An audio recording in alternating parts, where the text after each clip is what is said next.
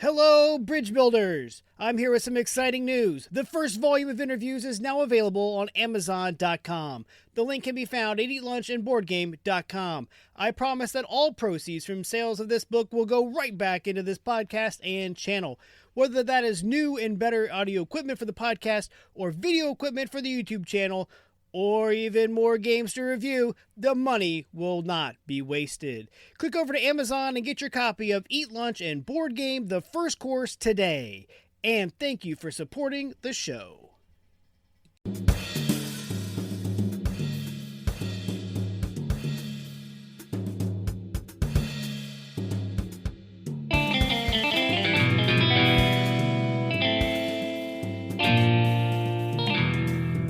Welcome back to Eat Lunch and Board Game. I'm your host, Adam Collins. And with me today is the founder of Cockblock Studios, Adrian Hoffman. How you doing?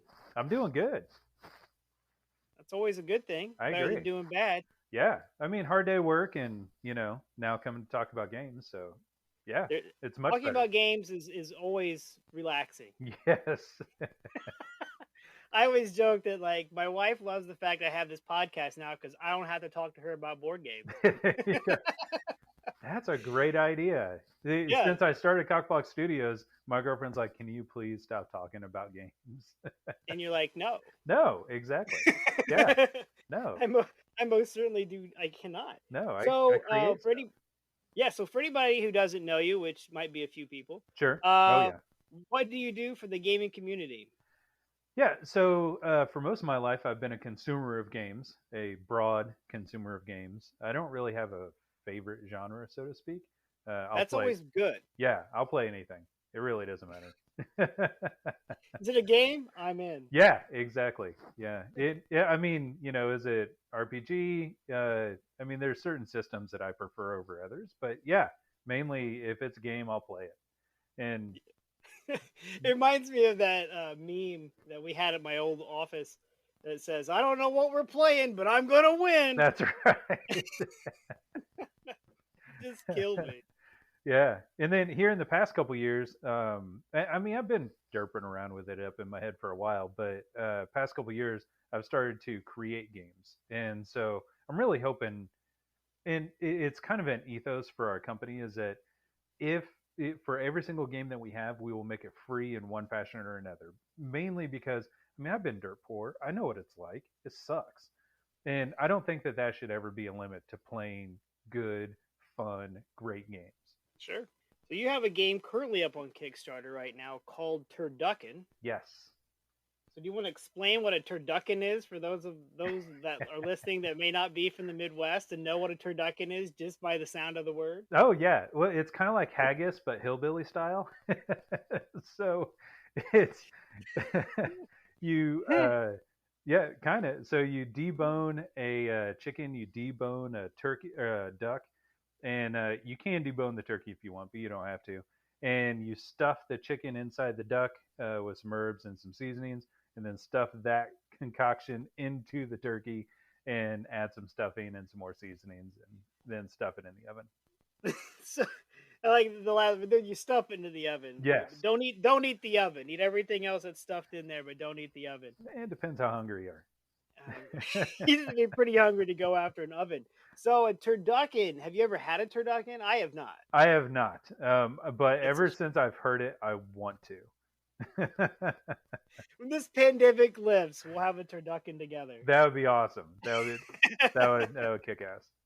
Oh man. So how did you get into gaming? You said you're like me, play anything and everything. Yeah. I grew up playing all of the Milton Bradley, Parker Brothers, Hasbro. Yeah. Yep. Millborns and growing up, it was pretty much anything that you could find now in Walmart that was in our shelves. But my favorites growing up were definitely Solar Quest and Hero Quest. Those two are my personal favorites. And so if anybody doesn't know, they did Hasbro did the Hasbro whatever. It's basically a Kickstarter, and they're redoing Hero Quest. And I'm pretty excited about that. Yeah, I'm jazzed. Yeah, and you should be. Yeah. Yeah. And then going to college, I mean, that was pretty much all Magic the Gathering, and a lot of role playing, and some Android and some other stuff. But Yeah, and that was kind of where my start to creating games, had a fledgling. The first game that me and another guy talked about was completely horrible, but since then, like I've reworked the mechanics and all that kind of stuff, and it's getting there. So yeah. It's yeah. Everybody's first game is garbage, or at Oh least yeah, it starts off as garbage because it all works in your head, and then you go to play it, and you're like, this doesn't work. yeah. Oh, way too complex. Yeah. Yeah, what happened with my first go with my first serious game design was a game called Mind Your Business. Since we we're retooling it, recalling it under construction, and bringing it back out here, hopefully later this year. But the first play test of it, we're like, I spent all this time making this deck of cards called the action card deck, and nobody ever bought the action cards. So it's like, well, why not? And then you kind of go back and you're like, okay, well, then you got to start, like you're saying, you got to start messing with the mechanics. You got to Yep. start limiting decisions and kind of forcing the hand and, Yeah. but keep the gameplay fun, but make it do what you want it to do. Yep. So if I came over to your house, obviously not right now, but if I came over to your house, what game is set out on your table right now? uh, honestly, it just depends. Because we have been acquiring so many board games recently. That's the biggest. I Yeah, started off so well at the beginning that, of the pandemic. that's right. I'm not going to get more games, and I don't even want to think about how many. In case my wife listens to this podcast, how many I have managed to get anyway. Oh yeah. Oh yeah. We have an entire wall dedicated right now that we just rearranged for, and with the whole Kickstarter thing, I started buying Kickstarters, which was also a bad idea because now I'm up to like 15 or 16. That's just more games that are coming. Yeah, but I like the ones that you forget about, and then they show up, and you're like, "Hey, Oh, that'd be awesome. yeah!" Yeah. I had that happen. I like the random emails that you'll start getting here shortly, where it'll just be like, "Here's your tracking number." No idea what's coming. It just says here's a tracking number, and it's just a tracking number, and you type it in, and it says it'll be there on Thursday, and you're like, I don't know That's what's awesome. coming, but it's going to be here on Thursday. Yep. Yeah, that just means it's another, great day to break out some games. Yeah, right now we just picked up two from the game shop that we had brought in from a book that I read that we'll talk about it again here in a minute, by Ellie Dix, and she listed some games that I was like, hey, I want those games, and so I bought those. And then a game that my son and I read about. We read about board games. That's our bedtime story, right? And we read about 10 Days in the USA, and turns out it's like only available through the Board Game Geek store. So they had it on sale, and I was like, yeah, okay, it's on sale. I got it for a good deal, right? That's what I tell myself anyway. Yeah. But here in the past couple of days, it's been Dwarves Duel. So I don't know if you've heard of the Dwarves, but it's a pretty big board game. It's kind of like Pandemic and Area Control, those kind of mechanics. But the Duel is a really fun deck reduction kind of gameplay where you each have your own decks and you fight against each other to get victory points out on the field, that kind of stuff. So, but yeah, that one's been good. Santorini's been good. Oh, Santorini. What that game was one I did not back on Kickstarter, and I kicked myself for it. Yeah, we didn't. The first couple of times we played, we were like, "This is boring," but we weren't using the God cards, which Oh, completely changes everything. yeah, and then you gotta get the expansion, so you have more Oh God yeah, cards. yeah, exactly. Yeah, Yeah, I have not yet pulled the trigger on that one. it's cheap. Why not? Yeah, because I'm buying everything else. Yeah. I gotta find a way to buy that one covertly so it sneaks in and it accidentally finds itself on the shelf. I don't know where this came Yeah. from. Oh, we've had it for forever.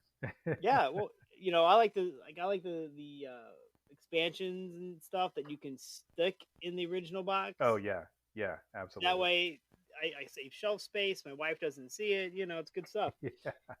So we talked earlier that you don't game at lunch, partly because of the pandemic, Yep. but also you said you were having a hard time getting people involved, Yes. and uh, I interviewed Ellie Dix, who wrote a book called the Board Game Family, and it's basically reclaim your children from the screen, and it talks about like getting your kids off the screen and getting them to play games with you. And as I was reading it, I was laughing so hard at the first half of the book because these are like the same exact skills, the same exact tricks that I use on my coworkers to get them to start playing at lunch. And so part of it, and so once you kind of get back into an office setting, if you ever go back to an office setting, Right. uh, is just have the games in sight. Okay. And I had a couple foreign editions of Catan, which I guess I should ask you, is it Catan or Catan to you? Well, if I was to stick true to my hillbilly past, then it would be Catan. But Oh. unfortunately, I cannot do that. So even when I first saw it, it was definitely Catan. Yeah, yeah. So I had some foreign editions of Catan that I would set up on top of my cubicle, and so people would kind of see them, and it kind of became like a conversation Oh, starter. And then sure. Yeah. I had a big poster on the edge of my cube that just said "Eat lunch and board game," and then we started playing, and then as we started playing, more people started showing up, and then more people started showing up, and then they were like, "Hey, have you played this game? And have you tried this game?" And the next thing you know, we got this huge gaming group at work. Oh, that's And awesome. then, and then the funny thing is, the current book I'm reading is called "The Civilized Guide to Tabletop Gaming: Rules Every Gamer Must Live By." And this one again talks about starting a gaming group, getting to know your friendly local game store, how to teach games, how to read your, because like you're like me, right? We'll play anything. Oh, So, yeah. but it's about finding a game that that guy that guy will play, so you can kind of bring him in, and then maybe she would like this game, and so I bring her in, and now I've got these people, and so this book is fantastic. It's by Terry Latorco. That's a great book that you can pick up with great ideas on how to suck people into board gaming, throwing game nights, that sort of thing. Well, what I've been doing with my buddies is we've been playing the absolute heck out of rolling rights, Huh. because I've seen those. as long as you have the set of dice Yeah. and the score sheet, like I don't know if you can see it. We've been playing a lot of Wolfgang Varsh's That's Pretty Clever and Twice as Clever, because as long as you have the different colored dice and the score sheet, we can play. It's not a single player RPG, but I did just back a 2022 calendar, and Ah, it's the adventure per day. I'm like, that sounds awesome. I'm going to do that. yeah, I backed that myself actually. Yeah, I can't Yeah, wait. I missed the one before, but this one I'm like, this looks really good. yeah, it's crazy the stuff that's out there now. So if you had a lunch hour, a full 60 minutes, what game would you break out to play with your coworkers? If I had to keep it under 60, yeah. I mean, it would probably be like Star Wars Armada. That takes some time to teach, but it's still a lot of fun.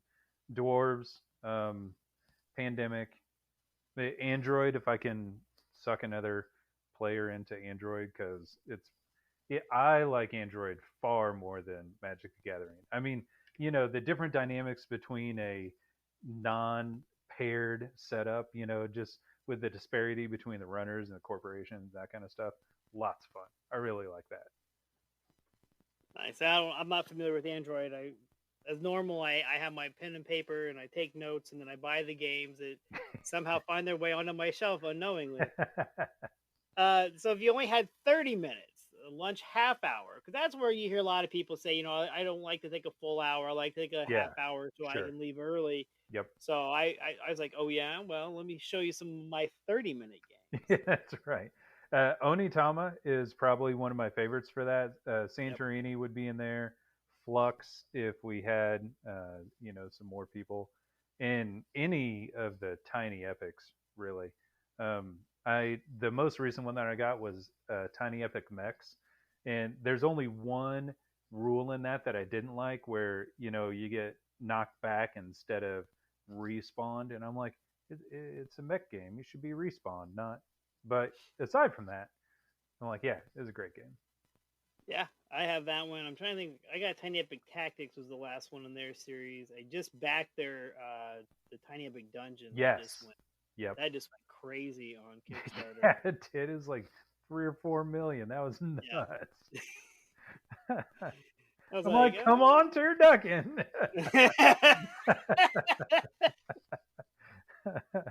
Yeah, not at all. I don't know offense. I don't think turducken's going to get you to 3 mil. Yeah, not even close. That would be a lot of turducken. That would be a lot. Everybody'd have turducken. So a hidden gem or guilty pleasure game. As far as my hidden gem goes, I would actually say it would either be Temporum or Quest for Atlantis. I really like both of those for completely different reasons. Temporum is a really good kind of a time-altering back and forth strategy game, and Quest for Atlantis is a really good airship steampunk, semi-story-driven, kind of cooperative, kind of backstabbing game. I love it. It's kind of cooperative. It's kind of backstabbing. Yeah, if you're playing it right, it's both. Yeah. Oh, yeah. Absolutely. Oh, yeah. So we already kind of talked, and you're on Kickstarter right now with Turducken. Yep. You're addicted to backing games. Yeah. So that's a sickness that I'm addicted to. So there for a while I was getting close to having everything in, and I was like, I can't have nothing coming in. So got back on there. So let's talk about Turducken. Yeah, that's absolutely. how we met. Yep. I did a review on it for a friend on his website. So in Turducken, you are trying to hunt down one of each of the birds to complete your dinner. Yep. And as I was speaking to you right before we started, my favorite part of the game is that the dice. Whoops, there went one. The dice are black with gold pips. I went to Purdue for my undergrad, and I gotta say, I like the Purdue colors. So whether that was intentional for me or not, I'm gonna assume it was. But so you have these different characters. You're trying to hunt down the different birds. The first one to do it wins. But there's a lot more going on. Oh yeah. You got all the action cards that you can use to either benefit you or hinder your opponents. So that's always what I think makes this game a lot of fun, right? I think it's better with higher player count for sure. I enjoyed it with my son, but when we both played as 2 players and just kind of had the 4 players going at each other, man, that's where the game really shines, when you get all these players going at it, and everybody's trying to shoot the duck, and everybody, only got to get the turkey's the only thing I need, but there's none out there. You got the turkey. How can I get the turkey from you? Yep. So the Kickstarter's running right now, and you're unlocking more characters. Yes. So we already have an expansion pack all set up, and it adds 6 new main characters. And then we've also expanded the gameplay to have mini characters, which are, they are minor characters that start the game with you, or they start the game in play, and they do random effects. Like the chicken hawk, if you roll a 2, if anybody rolls a 2 or a 4, then that player who rolled a 2 or a 4 has to pick a bird and put it on the chicken hawk. As if the chicken hawk came down and swooped their bird from him, right? Same thing with Big Bad Wolf, but he can have more. You can kill those characters later on, but I'm really excited also for... Wait. Oh, yeah. Kill somebody else's helper? Well, those 2 are not really helpers. Ralph, okay. Yeah, Ralph is a helper, and you can play him 2 different ways. Yeah, I was picturing him like my chicken hawk is like my Ralph, like he's trying to help me out, and now you're hunting my helper, and I'm like, wait a minute, this game really just took a dark turn. Now, actually, because of the tiers that we have, you can create your own character and your own mini character. So if you wanted, your own helper that, steals other people's stuff, I mean, as long as it's balanced, yeah, who cares? So the characters themselves, they have different special abilities that allow them Yep. to either reload faster or Yes. they hit on better numbers because it's all about the averages of the dice. Yes. And you're trying to roll above a certain number. And so the different characters have different things that help them do something, Yep. basically help them break a small rule or help them move faster. Yeah, and action cards can lift that up and down too, on every aspect.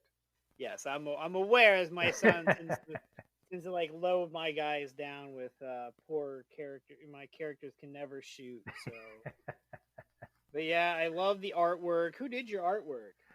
It was I found her on Sketchmob actually, and mainly because I liked her artwork, but primarily because I was a lot poorer back then, and so she was cheaper, and we got a really really good working relationship together. She's really responsive, and her name is Mary, and she's been phenomenal to work with. Actually, she Finding a did, good artist is hard, and yeah. finding one that, and then creating that relationship, man, that's Hmm. going to carry you a long way.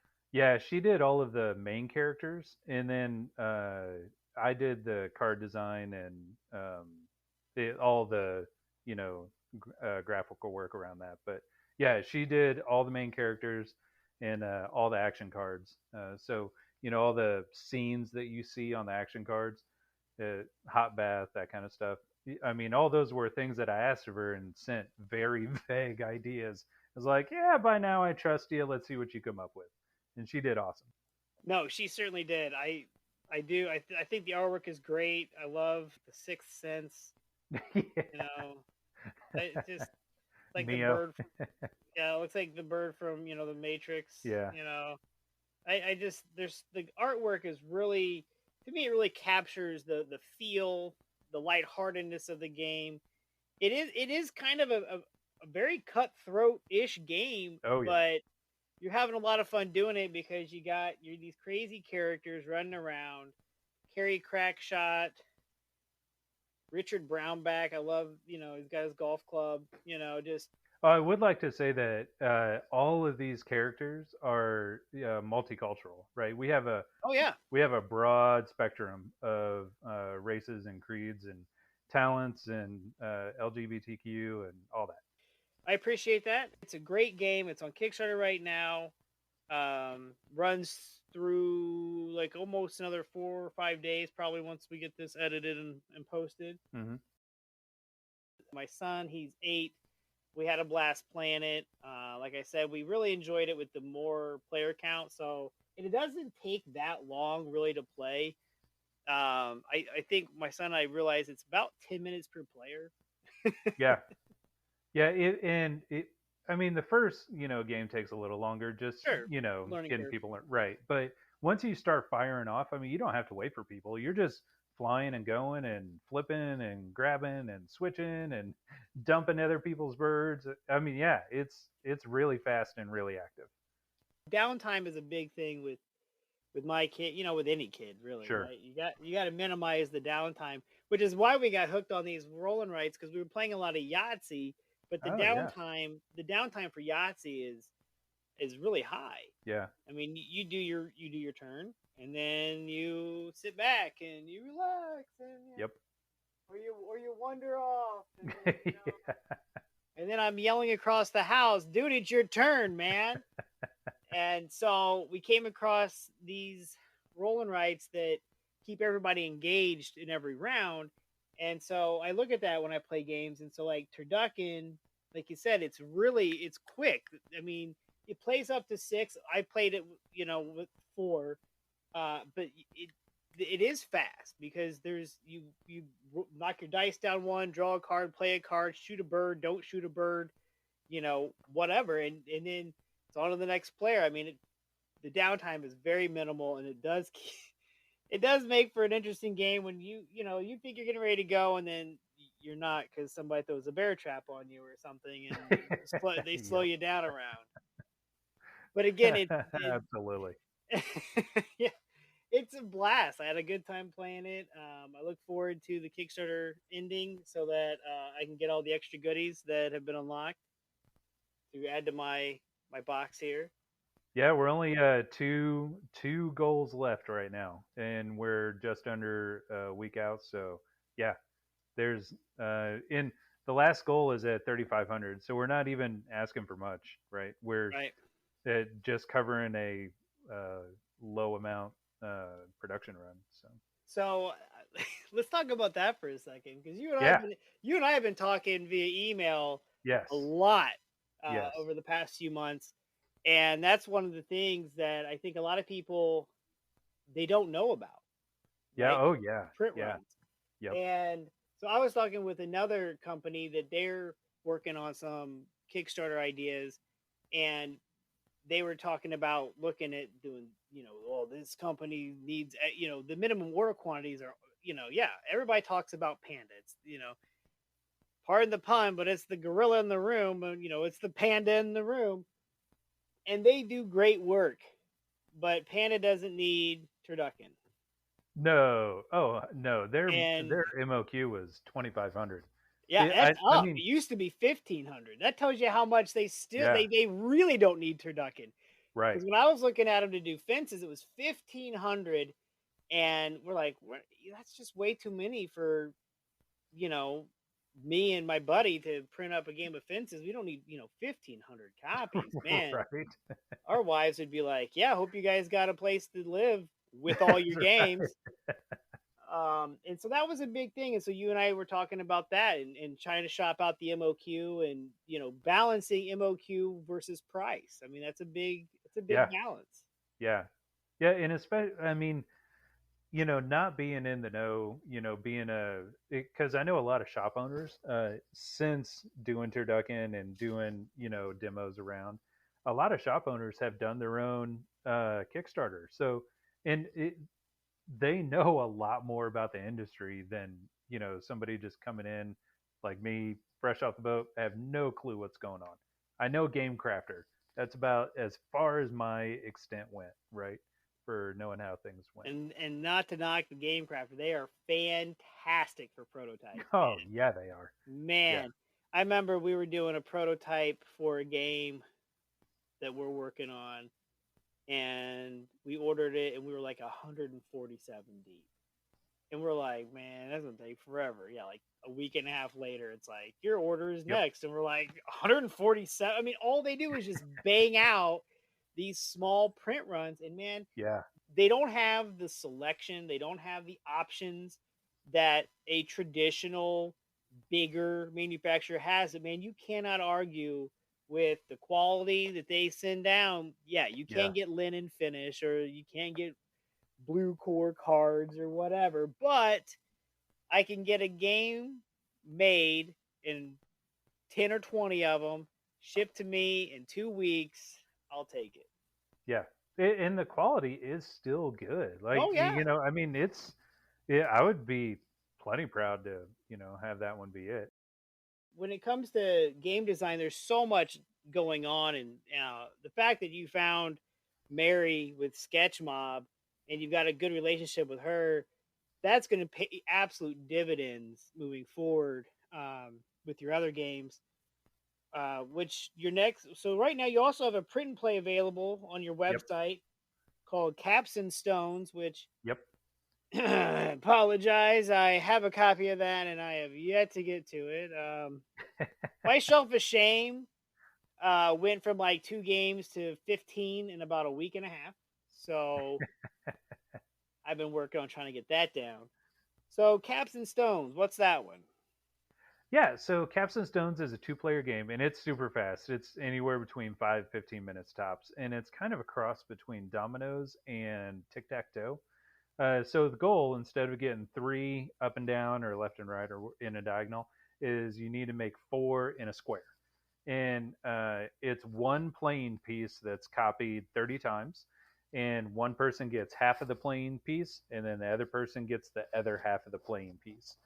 And the whole goal is just to draw one from the pile, lay it down on the table, make sure that it joins, with the other ones that are on the table, and try to create your square of four. And the other person or you can, play next to each other, play on top of, and stack them as you go. So it's a really simple, really fast, really easy game. You can literally learn it in 3 seconds and putting down about 3 tiles. Yeah, and I still haven't got to it. That's how horrible of a person I Once you do, am. you will be addicted because Yeah. we have a 12-year-old in the house, and for like the first week after I created it, she's like, I want to play again. I want to play again. I want to play again. I want to play again. I'm like, all right. I mean, that's how you know. I mean, even with like Turducken, all the different character cards keeps that replayability high.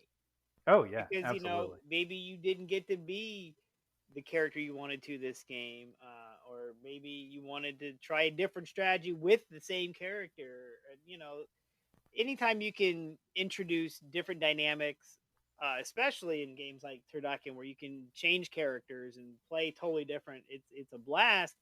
And then in games with like Caps and Stones, where you're trying to out strategy your opponent, Oh like yeah. it just like your 12-year-old saying, "You got me this time, but I got you I got you next time. I'm gonna do it." And that just builds that replayability, which just really hammers home this is a game that's worth playing. Yeah. Oh yeah, 100%. So the other one on your website right now, which is your work in progress, is called Tchotchke Wars. Yes. I don't know anything about this one, and I don't feel bad about not Oh no, playing it yet because I don't have it yet. So I don't feel bad about that's true. Yeah. Well, so all right, a little bit of background. So both Chashka Wars and Caps and Stones, I don't know, maybe 2 months ago, uh, with being a gaming business, I'm thinking, well, everything should be about games, even my business card. So, and Ralph, the guy that I the sent you for dog. Turducken, yeah, he's absolutely a business card, right? Yeah. And so I was thinking to myself, I'm like, well, with a business card, you either have to cut out or rip up or tear up. How do you get game pieces, game tokens built into a business card? And Caps and Stones was one of those spinoffs. The other one was Tchotchke Wars, and that one is so. My thought process was, okay, if you have a business card, what else can you use as a token? I mean, pennies change, sure, but who carries cash anymore, right? And especially the pandemic, may get worse, whatever. But when you're at cons, you get a whole bunch of junk. You get pens, you get right like wood tokens that you'll never use for anything because you forgot about the game. You get little knickknacks and stuff, right? You just get junk. Yeah, But a business lot cards of it. also. A lot Oh, of you get a You ton. get a Yeah, lot of junk. yeah, you do. And so I'm like, oh, well, if I have the business card as the characters, then you can use that junk to power the characters. So for Chachka Wars, it's a two-player game. You and a friend grab whatever. It can be anything around the house. Grab a pair of scissors, grab your empty Coke can, grab a plant off the wall, whatever. If you have a kid, grab the diaper bag, right? It just doesn't matter because the characters gain power from aspects of that junk. So, one character may use color, one character may use shape, another one may use the type of material that it is. That Yeah, sounds so great. yeah, so it's trying to use everyday objects to build and power that game. And so it's a two-player fight. It's again simple, 5 to 15 minutes because uh, still trying to find a balance in power and defense and life and all that kind of stuff, and then special abilities. But all in all, the initial playthroughs have been really good. They've been a lot of fun, and now it's just playing it until you're dead to figure out where that balance is. But that's been on hold because of Turducken and the Kickstarter and all Sure. that. But Oh, once that's Kickstarter will done, suck your life in, man. yeah, I mean, running a Kickstarter takes a lot out of you, and you read about that in the books. You hear it on the podcast, like, "Oh man, I was so tired of my Kickstarter was over." And I'm like, really, it's just a Kickstarter. I mean, how hard? Man, that'll wear you Yeah. out. Yeah, because it's not Kickstarter; it's all the social media that you Yeah. have to go through. I All mean, the that's I have not done social media like this ever in my entire life. You've done a good job with it, though. I told you that earlier today. Like, I think you've done Yeah, a great job with the mailing list, the updates, driving the engagement. You've done you did a lot better than I did. I can tell you that. Like, we were trying to figure it out. We're still trying to figure it out. But yeah, I mean, it's been fun watching the campaign unlocking things and the different social stretch goals and all that. And man, I hope you do 3 million and it's the next tiny epic. But but we have a long way to go in a very short amount of time. who knows? Who knows? You don't know what's gonna happen. Yeah, but so I was kind of shocked because there have been some big donors in I I was not planning for that, right? I mean, that was just like what just happened. And so those play mats were literally an overnight creation that I whipped together uh, to get everything going, and put more out there for the high donors kind of thing. And I think they ended up looking really good. So yeah, Whatever it takes, right? yeah, absolutely. Yeah, I mean, like I said, it's been a fun Kickstarter. I wish you luck on it. I hope it does. It'll do enough for you so that you can keep moving forward with Tchotchke Wars and getting Yep. Captain Stones out there. I have another question for you. One that I've been meaning to add to my repertoire of interview questions. When you play a game that has colors, do you have a specific color you like to be? Oh, Uh, my favorite colors are the royalty stones, so like rubies and sapphires and those kind of things. So yeah, I will try to go for those colors in general. I just came. I came across something. Man, that is a great question to ask people Yeah, oh, because absolutely. my buddy Brad, it's green, No and matter what, so just nope, green. it's just green. And so I kind of felt bad when we did Fences because Fences didn't have green in the base game. That was one of the 5-6 player expansions.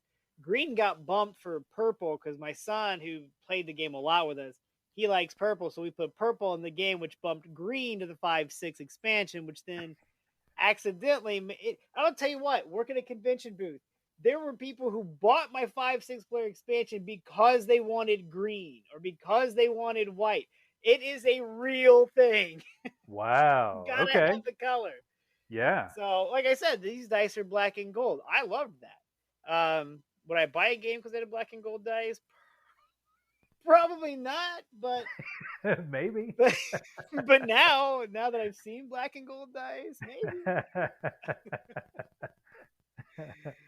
Well, Adrian, it's been great having you on today. If people want to Yeah, it was reach out, fun. yeah, if people want to reach out to you, how can they find you? Oh, super easy and easy to remember. It's cockblockstudios.com. There you go.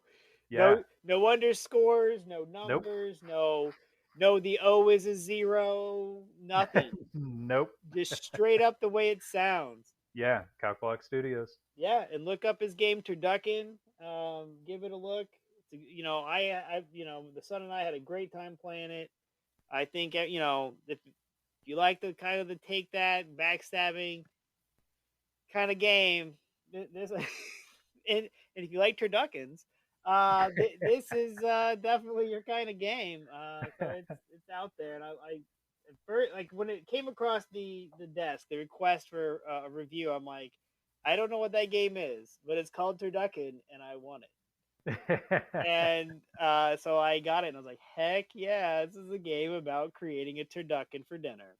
Yeah. Yeah, I'm glad you weren't disappointed. No, I think it was great. Like I said, I think it does work a little better with the higher player count, just because more cards get in there, Yes. more people are playing, more interaction happens. Yeah. Oh, two player is vicious. Two player is mean. Yeah, and yeah, it is because you don't have a choice, right? Yeah. You have this card that you want to play. You only have one person to play it against.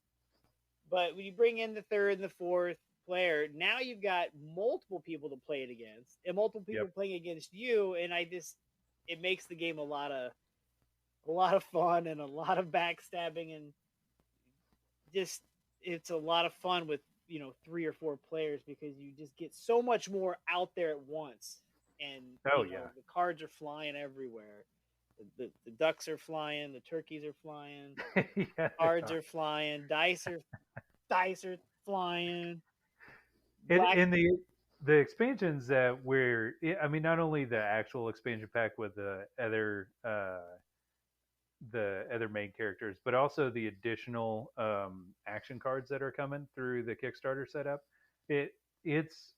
It'll make things both easier and harder on a lot of different fronts. Like one of them, I don't think this one is unlocked yet, but we're going to have a game warden where if you don't have a hunting license, which is a gold card, you automatically lose all your birds and go into immediate 6 reload.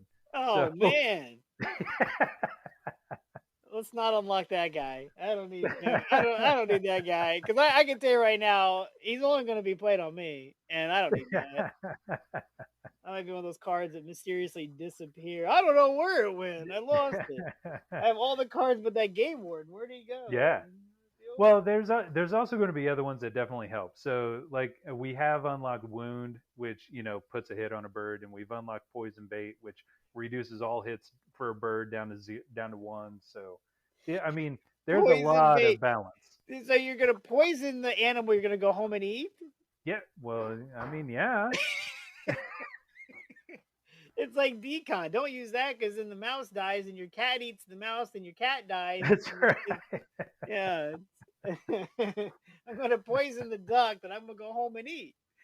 Oh, man. So Turducken's the game. Cockblock Studios is the publisher. Adrian Hoffman is the owner / creator / CEO. We'll throw the C-suite in there with it. Why not? And as usual, if you want to reach out to me, it's facebook.com/eatlunchandboardgame. Or you can email me at eatlunchandboardgame@gmail.com. And remember, board games build bridges. Yeah, they do.